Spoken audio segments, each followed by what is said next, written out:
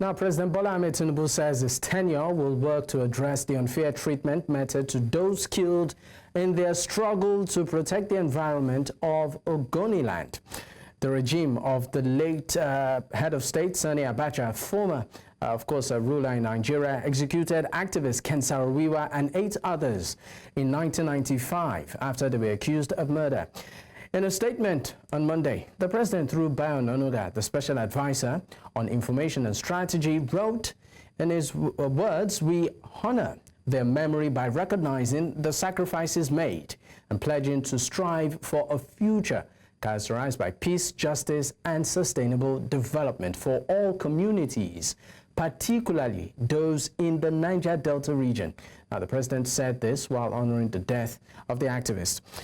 It's also important that we just go back in time a bit. Now, Ken Saro-Wiwa led the movement for the survival of the Ogoni people, which of course is popularly known as MOSOP, which staged protest against the degradation of the environment, and their trial and subsequent execution has been seen as an attempt to particularly silence those people. We know that the very gruesome execution of the Ogoni 9 didn't just lead to a national outcry, but it became an international movement where we saw world leaders across the world, and not just world leaders, but even organizations lend their voice in condemnation to such a gruesome attack or gruesome act by the then administration of Sani Abacha. Nigeria was suspended, for instance, from the Commonwealth for a couple of years as a result of this, with a strong demand for justice. Well,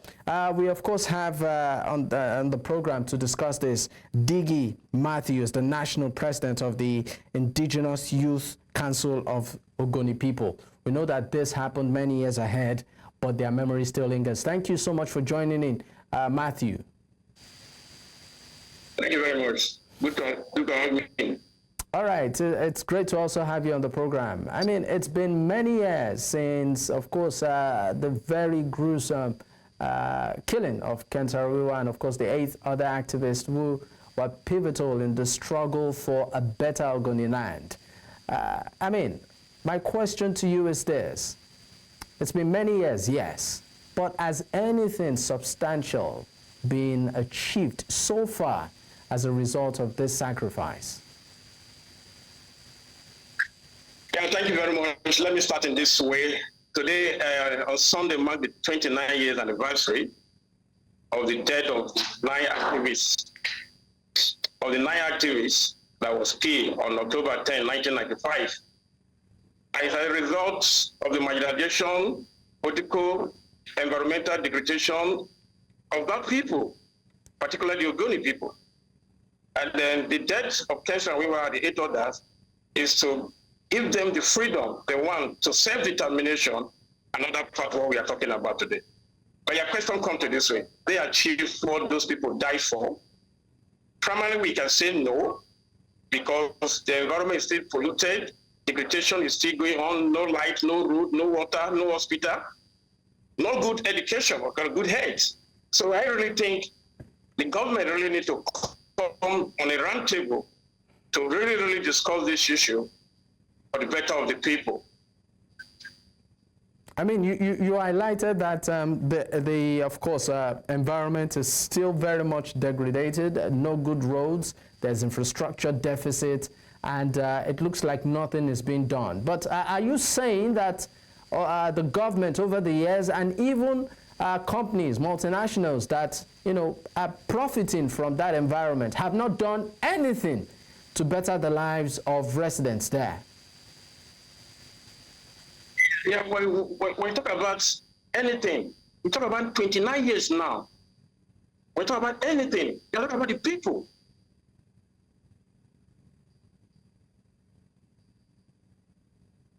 An award. In the center speech, he said environment is the first right of a man, that without a safe environment, man cannot live to claim any other right, whether political or social or economic. Now, when we are saying, does the people, as they achieve, what are they agitating for? It's actually to know.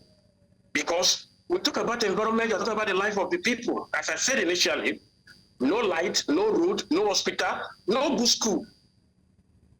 And if you watch those pictures I'm seeing right now, the man in front of that place is the pioneer president of the Indigenous, of the National Youth Council of the Ogoni people.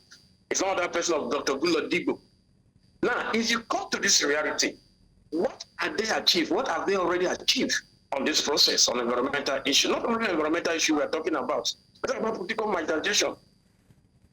So the process is on actually, but it's too delayed, it's too late. Of 29 years we are talking about today, 29 good years. And the environmental impact assessment study was done on 4th August 2011. 2011 that this report was presented to the federal government, and you're talking about 12 to 13 years now. So what are you talking about? Talking about on the health of the people. So for me as a youth leader, they still have a whole lot of things to do to impress the people. Talk about compensation, talk about good health, you talk about the good school. These are the major things. These are the major thing you're talking about. But we know that there are policies. I'm sorry, but we know that there are policies, that have been put in place to sort of ensure that, particularly companies that profiting from that region give back to society, and more or less they go through community leaders. So, what are you saying? The community leaders, are not doing? What are they doing? In a situation like this, that what we call check and balance, that what we call check and balance in a transparent government, and we talk about accountability, I talk about stewardship. At the point of this situation right now, I really think the federal government and the multinational oil company should have called for a genuine stakeholder meeting in collaborating with stakeholders, youth leaders, women leaders, and other opinion leaders. But I'm sorry, but this has happened in the past where some notable stakeholders have been called to the round table, and then policies have been reached. At some point, even disbursements have been done, to core key community leaders. So the question is, what is being done to ensure that they also at that level are held to account? Yeah, the report needed emergency measure. At the time the report was presented to the federal government and the people of Nigeria. And as I said initially, we are talking about 13 good years now.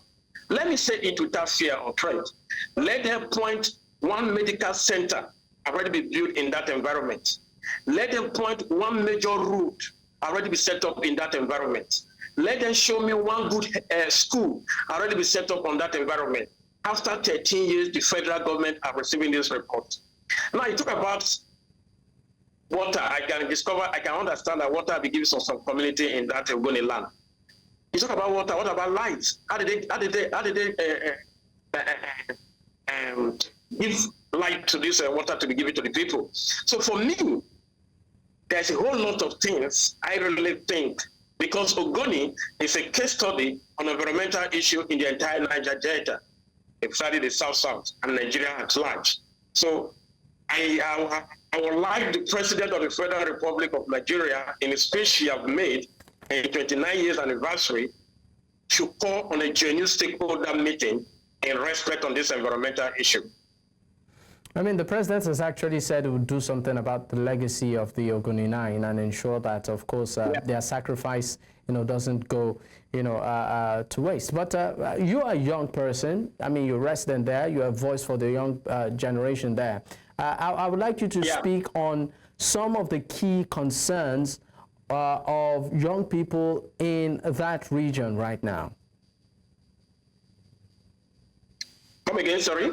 Key concerns of young people in that region. You are a voice for them. You are the president of the Indigenous Youth Council of Ogoni land. What are the key challenges for young persons in that community? Yeah, the challenges the young people are having is just like what I said initially.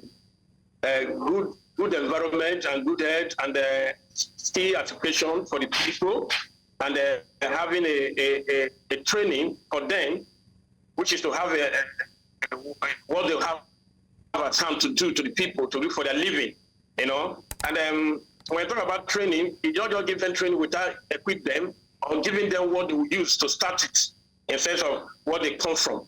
I really think with my whole position as a voice to the voiceless, I am calling on the federal government to look into this matter as a matter of urgency. What really the Ogoni youth really wants, just like what I said, would lead a lot of things should be done in that land. So as a voice of the people, I am appealing that the federal government should come to the Ogoni land and witness things by themselves, not by snapping different kind of picture and send to them. They should come to the land and then look things for themselves and then get the result of what they really want. Like what I said in my initial speech in about 5 years ago. I said we need an expatriate that will be able to, you know, train these people to the benefit of what they really want to achieve for the next generation. And that's what I was asking the people to be talking about right now. All right, right now we'll go on a quick break. When we return, of course, I will pick up from there, Matthew. Stay with us.